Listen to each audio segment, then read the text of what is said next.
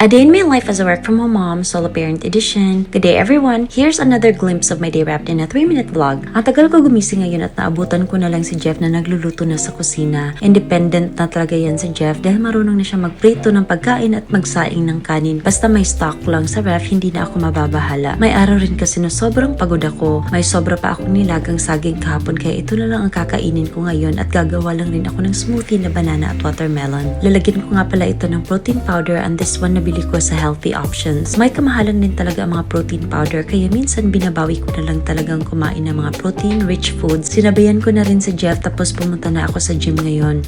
Lately, hindi ko talaga napipigilan ang mga sweet cravings ko. Gawa na rin ng mga hormones natin kapag paparating ng period. Pero kapag period ko na, hindi ko talaga gustong kumain. Feel ko hindi masasarap ang mga pagkain. Usually, my cravings happen a week before that. Pag uwi ko, nagreklamo na si Jeff dahil ang tagal kong bumaba sa sasakyan kasi minsan nagsascroll pa ako sa phone pagkarating sa bahay. Maga ako naghanda ng dinner namin ngayon at gagawa ako nitong bosam na isang Korean dish. Nakakatakam kasi nung makita ko ito kaya papalambutin ko lang itong pork. At ang highlight talagang dito ay itong bean paste na mabibili lang rin naman sa mga grocery stores.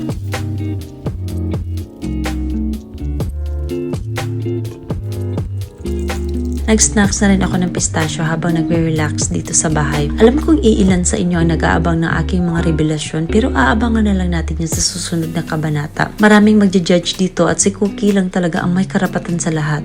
O, tingnan nyo.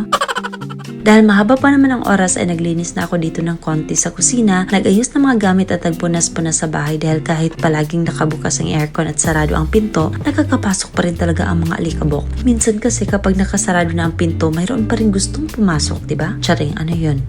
Pinatulong ko na rin si Jeff dito at tinuturuan ko talaga siya na hindi maaaring na pinapabayaan ng ibang tao na maglinis ng bahay kung nakatira rin naman siya doon. Dapat marunong siya magligpit sa sarili niyang gamit, tumulong sa gawaing bahay because I don't want to raise my son na pababayaan na niya ang future wife niya na mag-asikaso sa bahay at pagsilbihan siya. Same as ayaw ko rin kung may anak akong babae, siya na lang lahat ang aako sa mga gawaing bahay. I didn't raise my child to be a prince or a slave. Dapat may ambag talaga. Kasi been there, done that. Charing.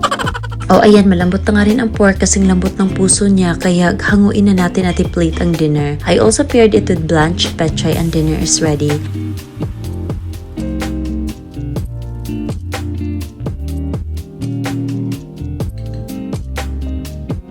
Marami akong naluto today so yung iba kinip ko na lang sa fridge and then proceeded with replacing my curtains. Ito yung mga nabili namin ni Jeff kahapon. Medyo kumuos pa nga yan kasi hindi ko pa pinlansya pero sa susunod naman na task yan kapag sinipag na naman ako.